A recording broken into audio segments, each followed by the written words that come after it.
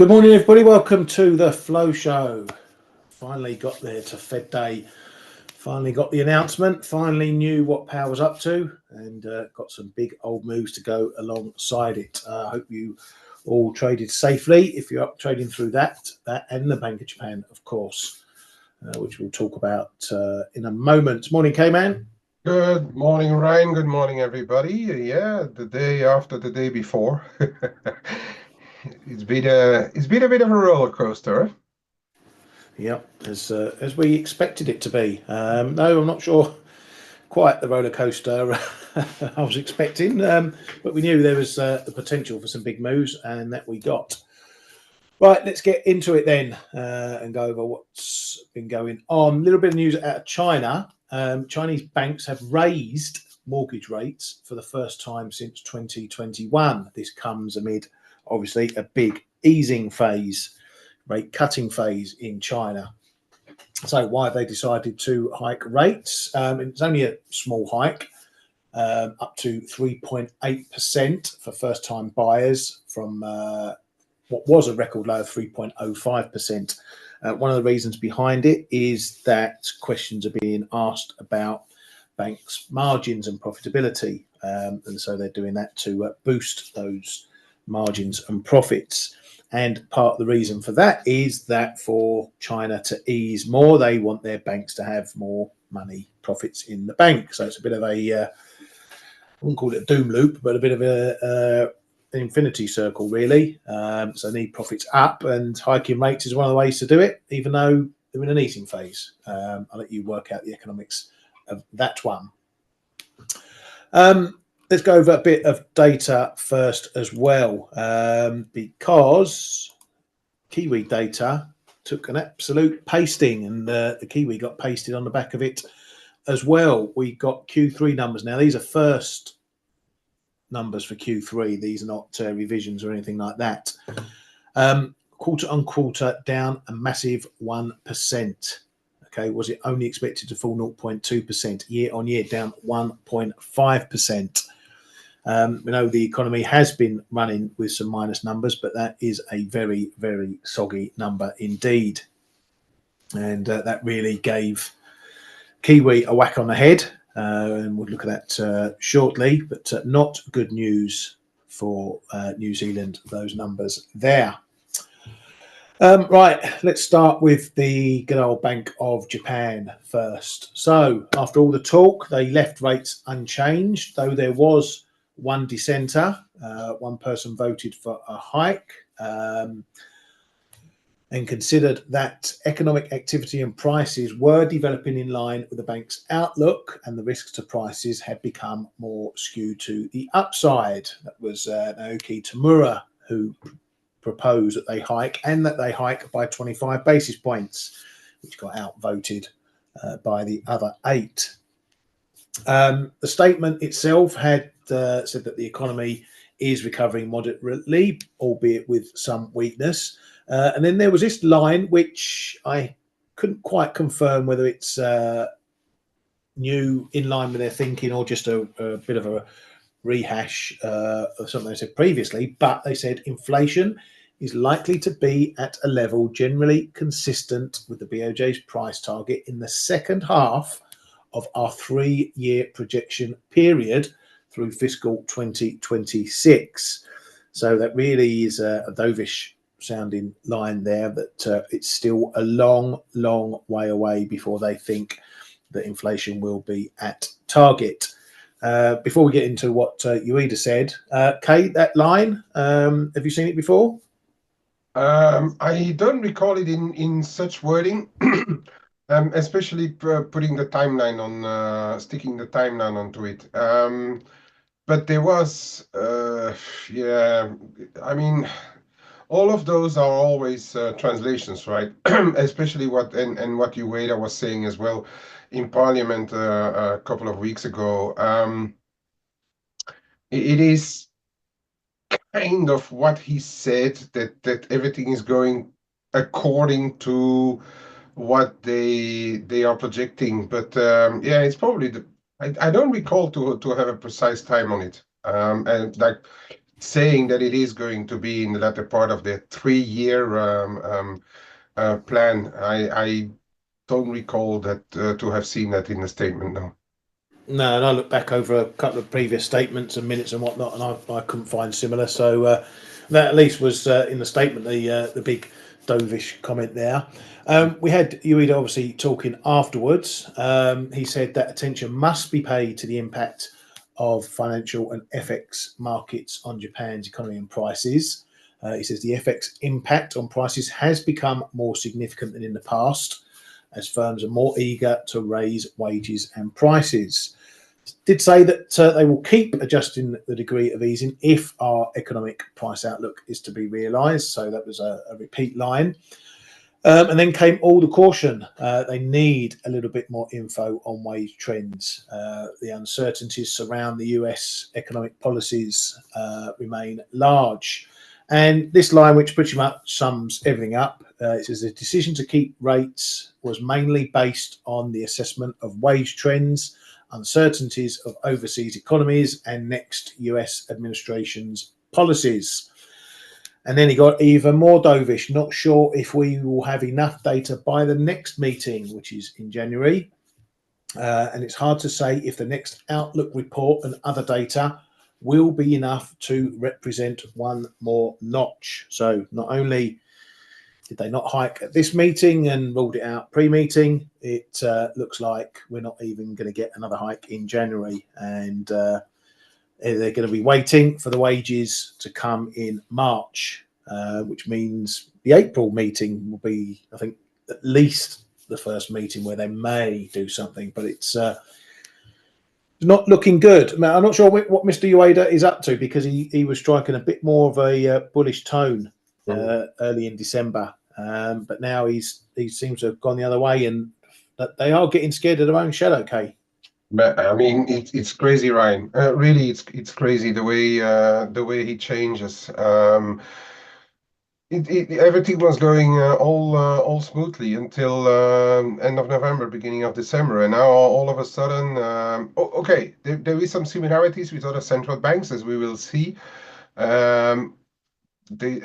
Everybody seems to be cautious now and waiting to see what Trump is going to do, but it is crazy. We so often talk about windows of opportunity, especially for a central bank like the Bank of Japan. And if you look at the economic data, it's all there for them to continue to do. And then it all changed. As I was saying, I mean, Ueda didn't even talk that way, but it all changed with those two little messages that they sent out in the market.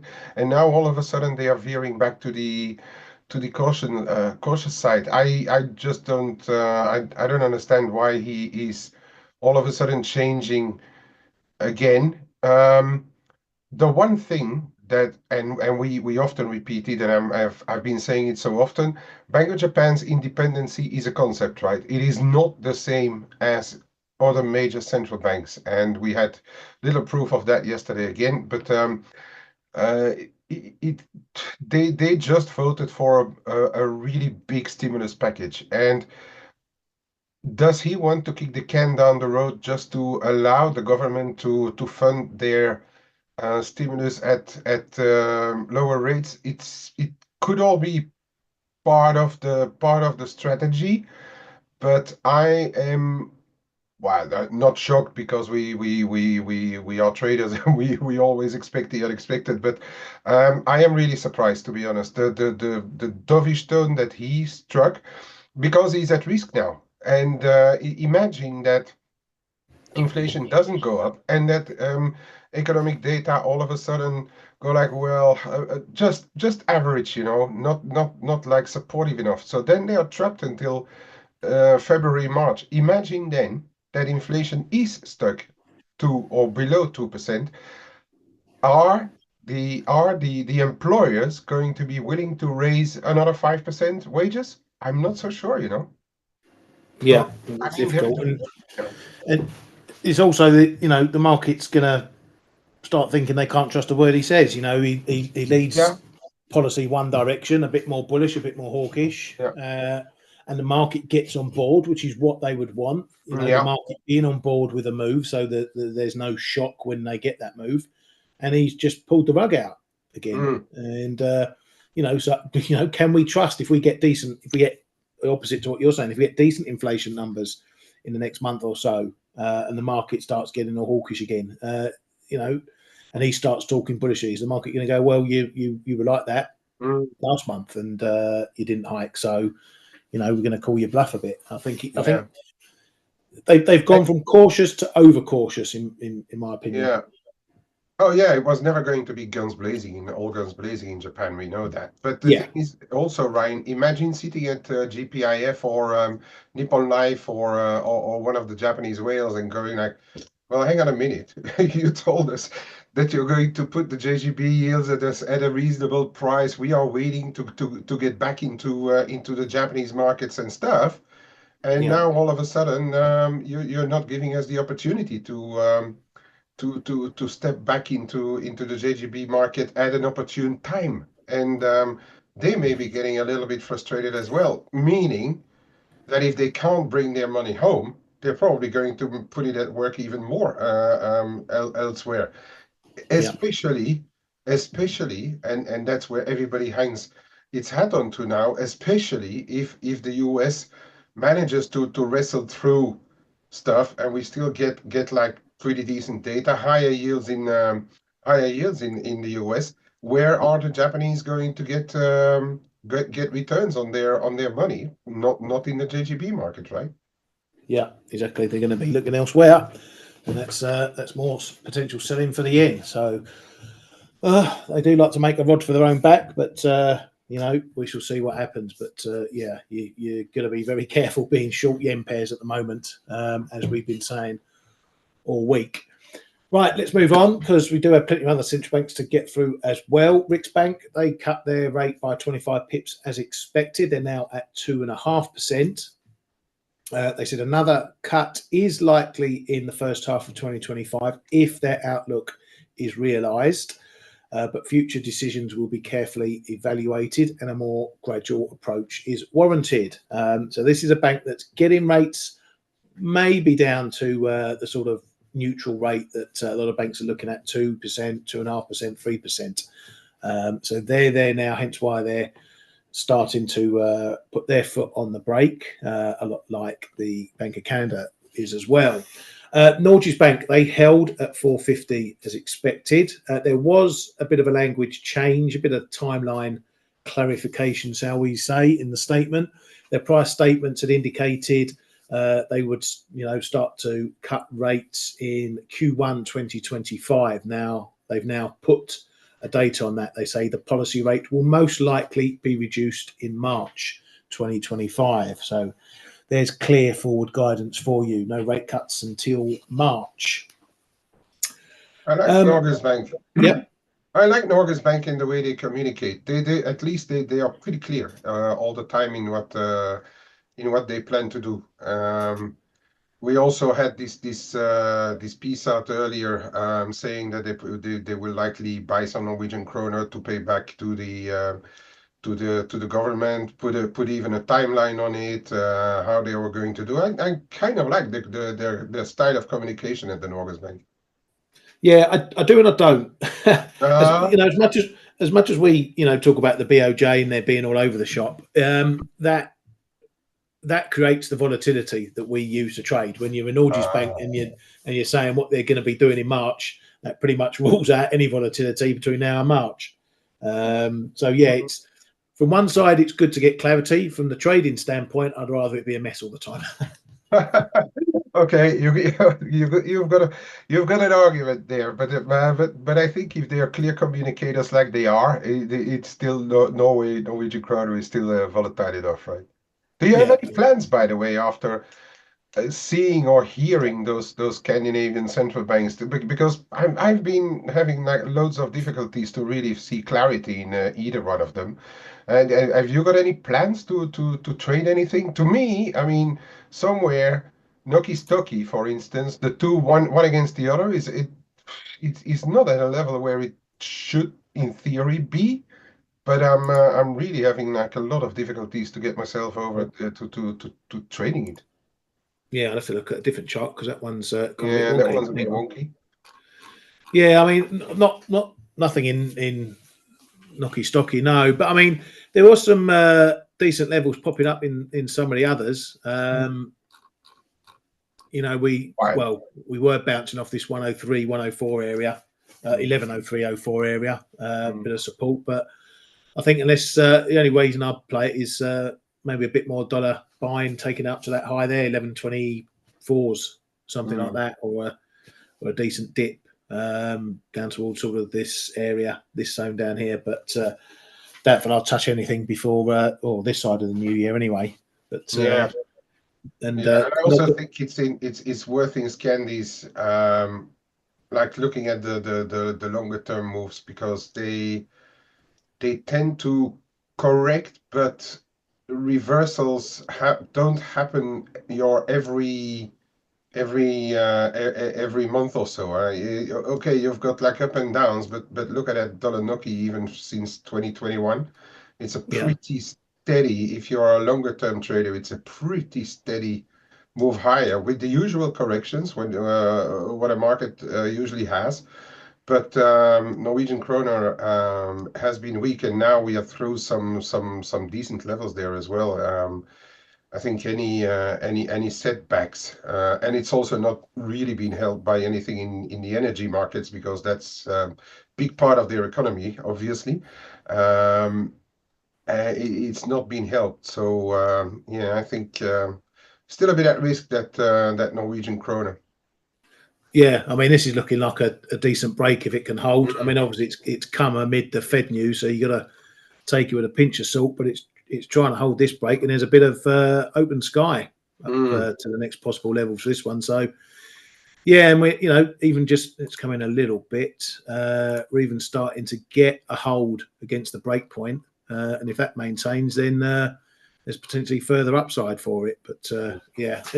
Me, I prefer to sit where I'm not looking at these all day, every day. I prefer to look for the wider edges, the bigger levels, and take it from there. Right, let's get back to His Majesty over at the Fed. They cut by 25 pips to the 4.25450 range.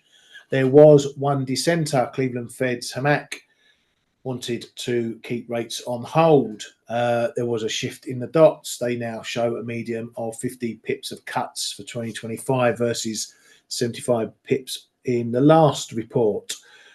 Four Fed heads have their dots at 25 pips or less. The longer run median rises to 3% from 2.9%. And as expected for 2025, there was a bit of squishing of the dots all coming around that median area. So more hawkish or less dovish than the market was expecting on all that initial stuff. Powell didn't really seem to change his tune an awful lot. Didn't really throw anything up to push back. Says the economy is strong overall. The labour market remains solid. We have been moving toward a more neutral setting, so we can be cautious going forward. It says they're significantly closer to neutral, but still restrictive. They're close, and getting closer to a neutral rate is another reason to be cautious. Now that was interesting because he was selling this or trying to sell this pause as not because they're worried about data, although he did touch on that a little later after that, but that because they have cut by 100 pips, they have moved closer to neutral, and that's a reason to start pausing, irrespective that they've got rates still in the above 4%. Now that could be an indication that the Fed are seeing maybe a higher neutral rate than a lot of people expect if they think they're getting markedly closer to it. So we could be maybe looking at something probably top end 3.5% of a potential neutral rate, if not higher, which would be higher than a lot of people think. Anyway, he then went on to say reducing policy restraint too slowly could unduly weaken the economy and employment. He says today was a closer call, but it was the right call. Then speaking about inflation, says we see risks and uncertainty around inflation as higher, and higher inflation is probably the biggest factor for new projections. So as we thought, coming into the Fed, those inflation readings are getting them a little bit worried. Where's the line for significant progress now? He says core inflation coming down to 2.5% next year. Core inflation's currently running 3.2 to 3.5%, so it's got some way to go. On the jobs market, he says market is cooler by so many measures now, but it's not cooling in a way that raises concerns.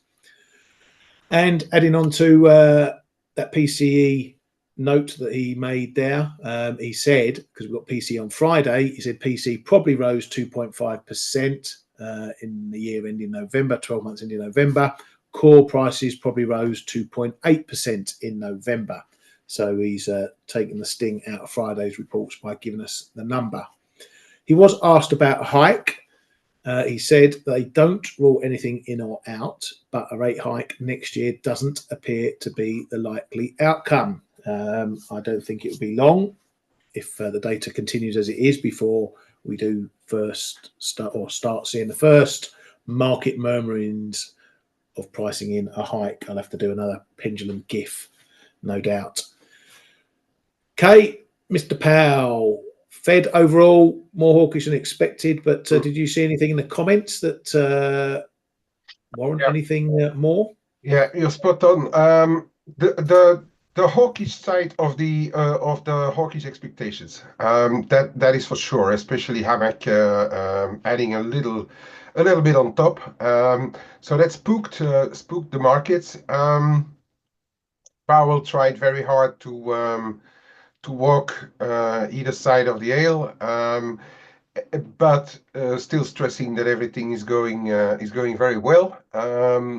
Where, of course, announcing also a pause, set the wheels in motion on the equity markets this time as well.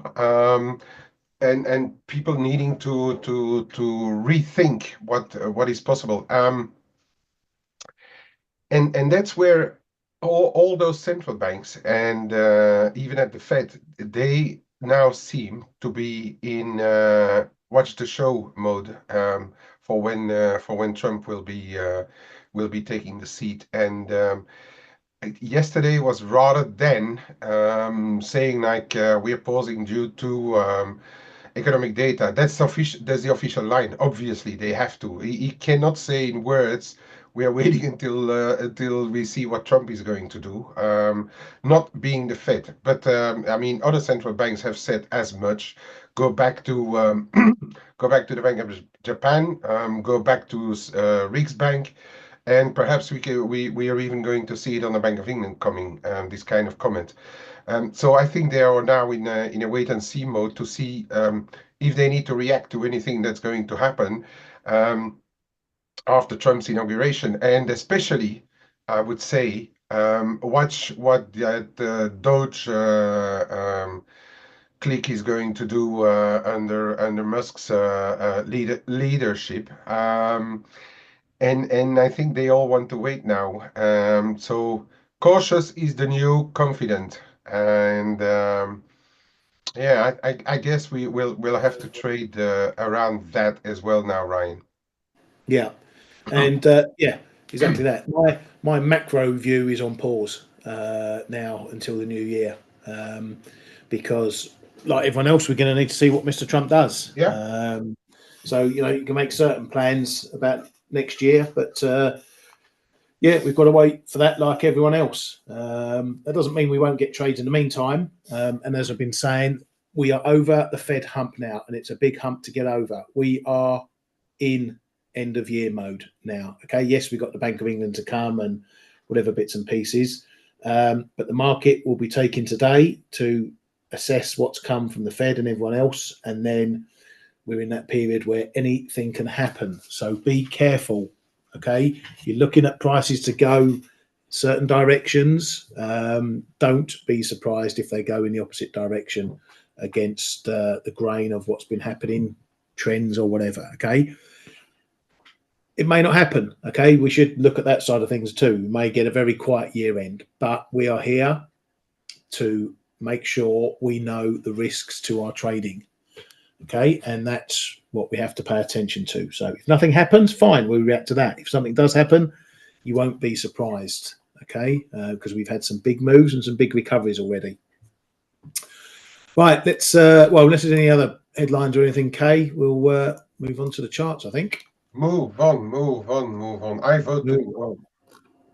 So let's have a look at good old dollar yen. I'm just going to do my usual wide look here, try and keep it a bit clean because I find it's just a bit easier to read and find a bit of clarity in the text if you do that. So levels, said 157 was the next level above here. We've had a little tap of it, 157. What have we got to? 14 so far before pulling back below. So we've had little breaks, prior breaks through, but we've also had a lot of holds around here as well. So when you hit these big levels, these are the ones you keep an eye on. If we get above here, then it's going to be all about the 160 and this 160, 190s highs, these prior big highs that we've seen there.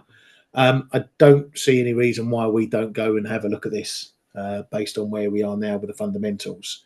But again, if I see year-end selling in this pair, that takes it down a big chunk, I'm going to be thinking very, very carefully as to whether that's a bit of a gift to get into some longs.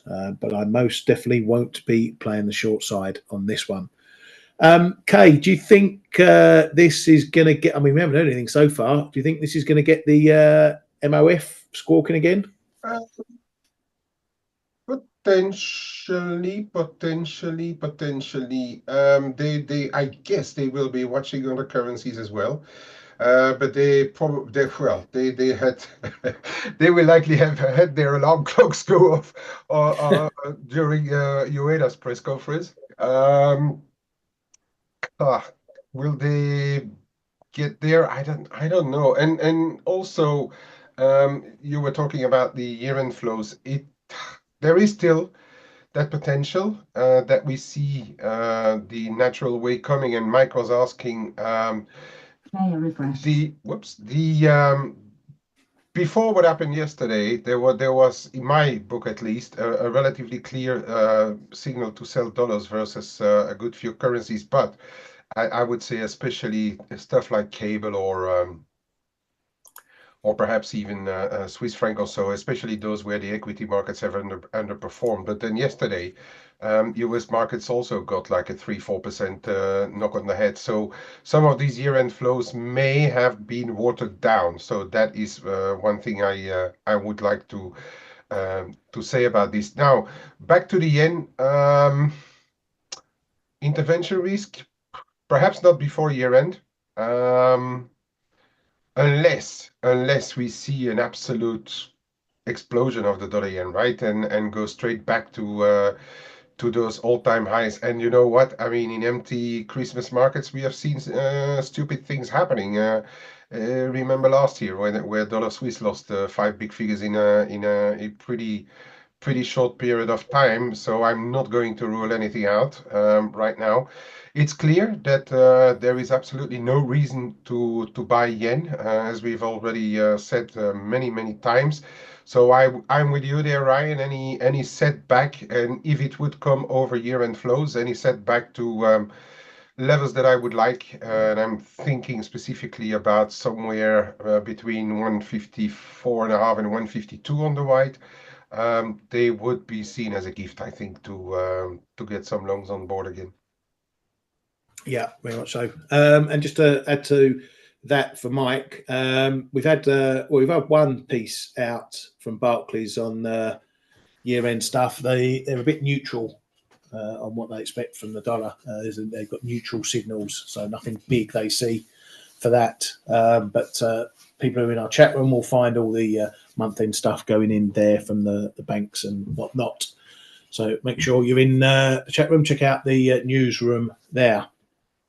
Where do we go next? Euro dollar. Again, I'm going to go on a bit of a wide one. This 103, 40, 50 area, whatever you want to call it. Okay.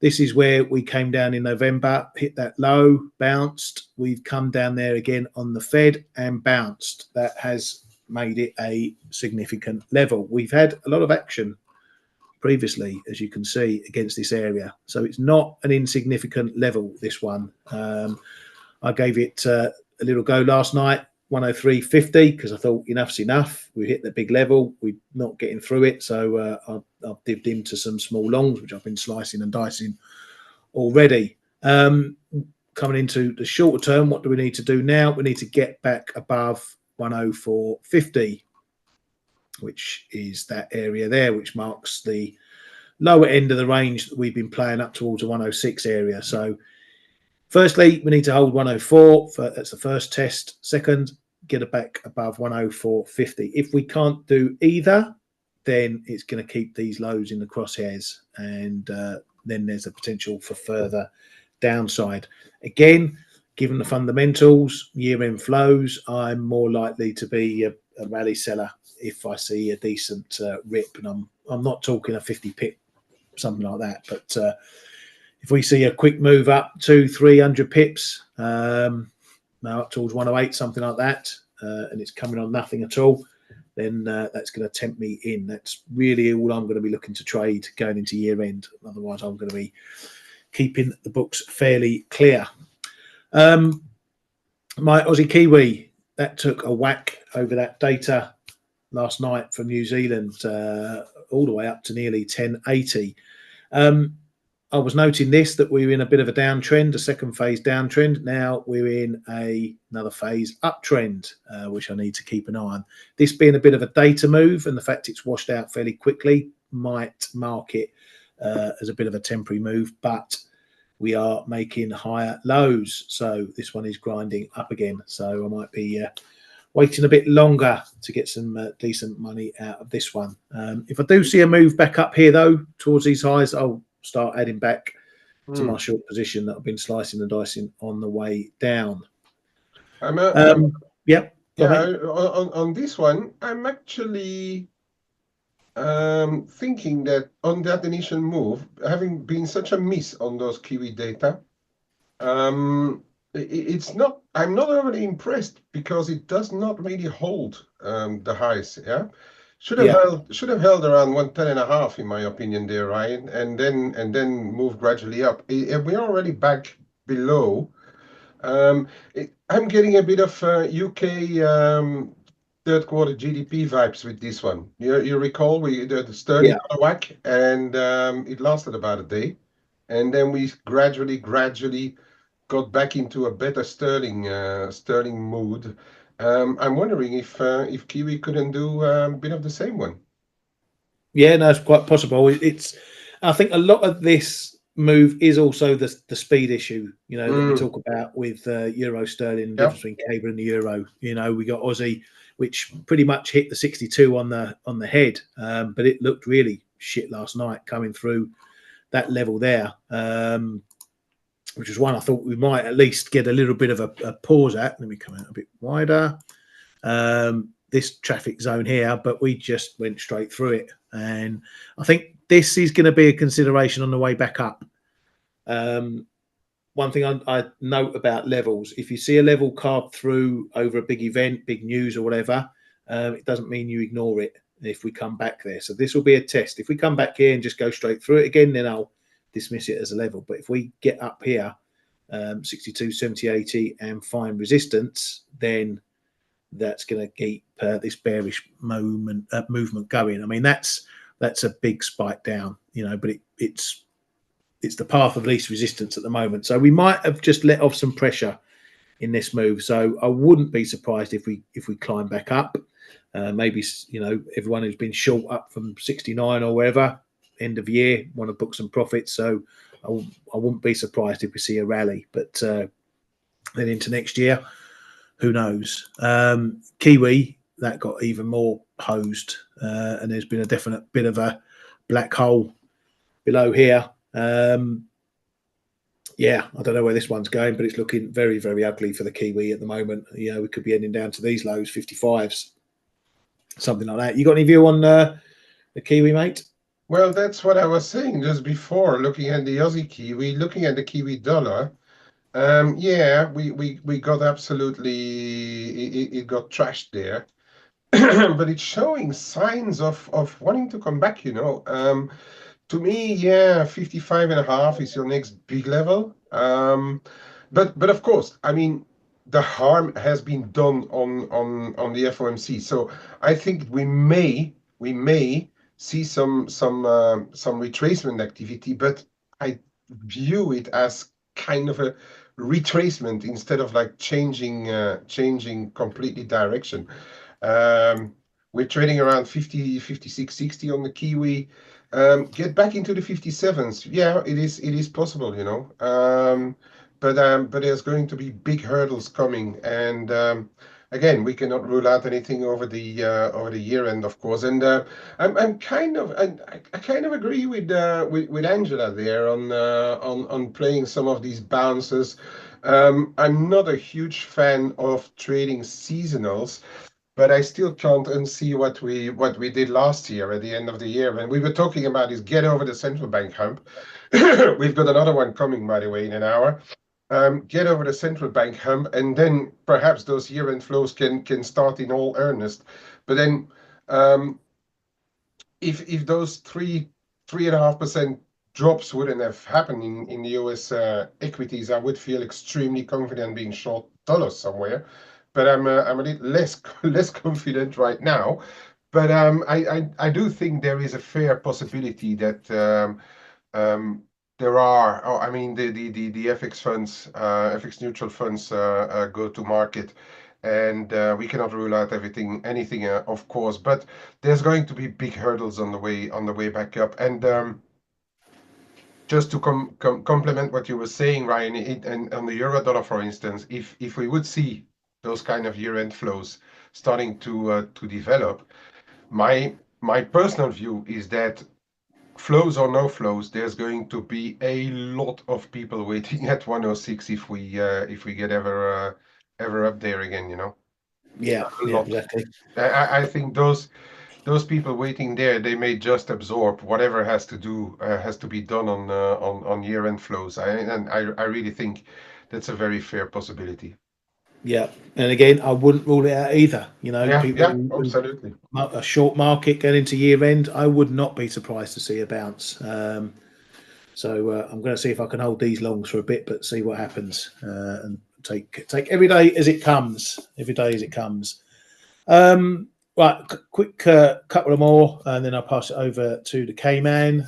Dollar China, that's up as well. Bit of Fed in there too, making a new high. I'm not going to touch this for now. I was looking at maybe doing something, but I'm not. I just don't see this as the right moment to try fighting this trend. I can see much more happening in the new year as well. So I'm going to leave this alone. Again, as I mentioned to Dale yesterday, if I see a decent enough dip that looks like it's going against fundamentals, then I might even look the other way. So I'm not going to marry a strategy any which way, shape, or form.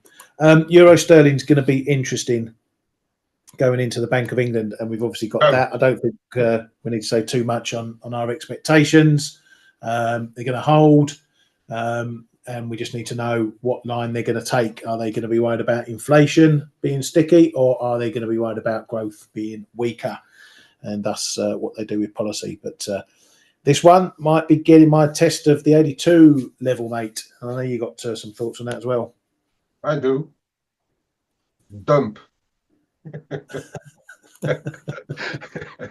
Well, I mean, as I was saying while you're on there, it is a fact that Q3 GDP is a bit weaker, and we are never safe of Bailey commenting on that one. By the way, it's not a projections or I don't know how they call it at the BOE meeting, No, no, but we always have Bailey talking on a radio here and there yeah, after any of the meetings, so we can still hear from him well after they have come up with the statement.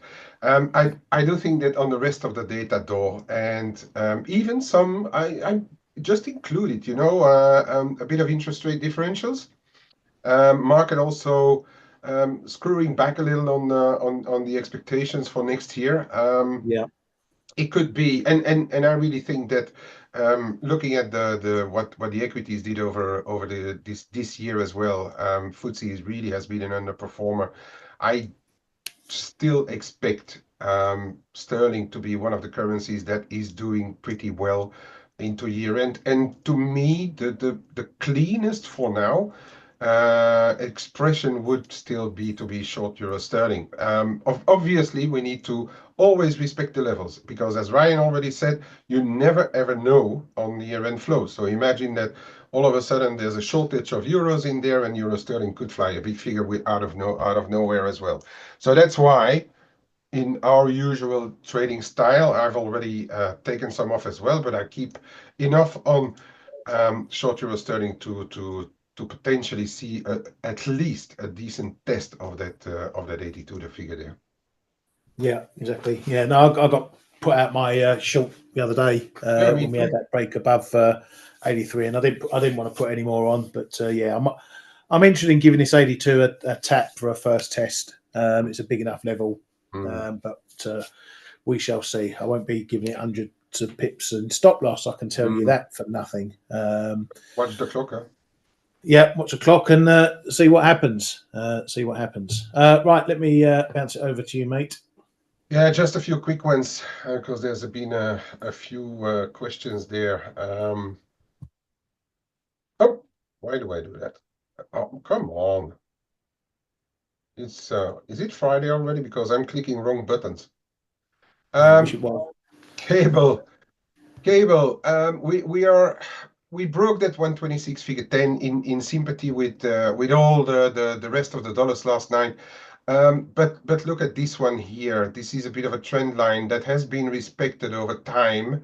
Um, and that comes in around 125.30-ish. And then you have your 124.80, 85.90 right below the prior low. Those are levels if the if the Bank of England would disappoint, um, could be tested if the rest of the dollars are gaining a big tone again later on in the day. But our assumption is for it to be, no, don't call it hawkish or dovish, I would say on everything. But sticky inflation is probably going to keep them on hold, and keeping on hold could already be enough, at 4.75% to keep the sterling relatively big. So in the cable, also note that we stopped on a 23.6 here of the revival that we had earlier. On the cable, I think for as long as we're above here, I did buy it yesterday. Nice purchase as well, Ryan, on the euro dollar. And I did buy it yesterday just around here somewhere. So I've already taken a good few off because we are back on this 126, 60, 70. And that's been a traffic zone of late. So respect that level coming out of the Bank of England as well. If it flies through, then we are going to have to look again at the 127s here.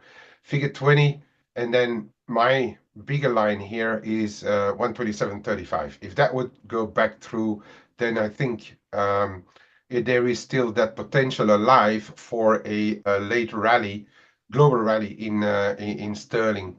There's one door that I was in and I let it go because, I mean, if you look at the sterling is doing pretty well against everything. But then you look at this sterling Swiss, we're broken up, retested, and then holding, but we are just holding. And I, I really I really don't like it. So on this last little spike this morning here, I just let it go because Swiss franc is a strange one. Yeah, we are already back below the Euro Swiss, and remember what I told you: Euro Swiss the is a very big, if not the barometer to measure Swiss strength. Okay, and it's coming down. It can't hold it. Of course, the euro is weak overall, but I mean, it, for the Swiss to weaken, this one, to me at least, needs to hold up as well, and it's not. So, Swiss has again been one of the beneficiaries, if not the only one in the FX world, beneficiaries of the risk-off scenario that we saw elsewhere. Risk-off meaning higher yields, lower stock market, has caused a risk-off move yesterday. And the Swiss is the one that is really taking everything in it for it to when it comes to risk. I mean, gold was dumping, the Swiss gold correlation completely out of the window. Just don't even look at it right now because it's not following it at all. Okay, for those who are watching correlations, that one is really out of the window right now. So I'm very reluctant to hold Swiss franc, and I'm also still a little worried that we may see a last move into year end as well. So I mean that's the reason why, even though I'm still pretty bullish on sterling as a currency, but that's why I just let that one go, just because of the Swiss side of things. Gold, we did come down and very rapidly on the FOMC again. I said, like, be careful about 2630s moving down. We did even went quickly below the support trend line and my red line as well. So, but this looks to have been a very clear stop run here. Okay. I did go out of my gold around, yeah, when 2630s started to break, informed in the trades room, of course, out of my last bit. But then seeing this kind of move, I just started to shyly buy it again. And that brings me to what Ali was asking. I don't understand your 2026, your 2626 here, Ali. I don't see anything at all around this level. To me, it's still in the 2630s. If we get back above 3035, it's probably going to go. As Angela says, seasonals are, but I mean, I'm not a huge fan of seasonals myself. But watch what's happening here are in the 2630s, and then what would happen here? The Americans can come in and buy dollars again. Okay, that may be the thing that they do when they walk in. So really keep in mind that there could be a retest of 26, 20, 25.90, but I'd love to see it actually. But if it would hold again, then that's going to comfort me to perhaps buy a little bit more. Silver, slightly different picture because we dropped through the box, we dropped through the trend line, and now this box is starting to act as a bit of a resistance. Yeah, I did add a little bit again to my very long-term position. This is not something for the intraday, but my very long-term position, and I take into account that there's a possibility that we are going to go back into the 28s. If really the dollar gets a lift at the start of the year into Trump's inauguration, we may even see 26. But if I see 26, that I'm really going to get my butcher's gloves out of the drawer and really buy with both hands over there. And what else am I looking at today? There's not much else I'm actually looking at today, to be honest. Ryan already covered the Kiwi, the Euro dollar. That's all done. Yeah, the only one is this one still. Sterling CAD is still going. Oh, okay, now it's coming back a little bit. I think it's all pre Bank of England wishy-washy of positions, and the dollar CAD is coming down quite rapidly from the highs. But keep an eye on what's happening around 181.5. If we get back down there, we're about 35 points away from the break level there. So those doing intraday, it could be that we get a bit of a retest pre Bank of England and then see what happens post Bank of England with this one. Okay, and Ryan, I think we have taken enough of our good people's time. Thank you, mate. I will go back quickly because I did want to have a look at S&P, and I know Zhao wanted to have a look at that as well. If we get a quick return back up here, I think we're going through 61. Personally, I did have some buy stops running. I'm going to keep those in play. Levels wise, it's all short-term stuff still at the moment. We've had this big dip, obviously. We had this level here around 58, 70s. We're back above. If we hold that, that'll give it a bit of a support base to then maybe get back some of these gains. You've got to look at the long term, though. Okay, we know what the long term picture's like. It's been up and up and up and up and up. And at the moment, this just looks like a minor pullback, okay, despite the big news. So we've come through rate hikes, rate cuts, inflation at 10%, inflation at 0, all through that. And this has done nothing but go up. And I don't see any real reason to change. So the bears are going to be out in force. This is the top. This is the end. It's going to 4,000, blah, blah, blah, the usual rubbish. Until we start breaking some decent levels, then all-time highs remain in play. So I'm not tempted to buy a dip. That might be the sensible option. Again, that year-end stuff is having an influence on my decision for that. But if we do get a strong rally over the next couple of sessions, then maybe we are going on to those highs up there. But yeah, watch your levels. Big level is down here, 56.5. That's your main super level down into these fibs as well. So if we do keep going down, that'll be your level to look for maybe dip buying. Otherwise, you can always try some little bits here and there, tight stops, see if you can nick some pips. Right, on that note, stay safe for the BOE and what they have to offer. And then we will pick it up tomorrow for the last flow show of 2024. Thank you very much for coming today. And don't forget, Christmas jumpers tomorrow. And we'll see you tomorrow. Thanks, everyone.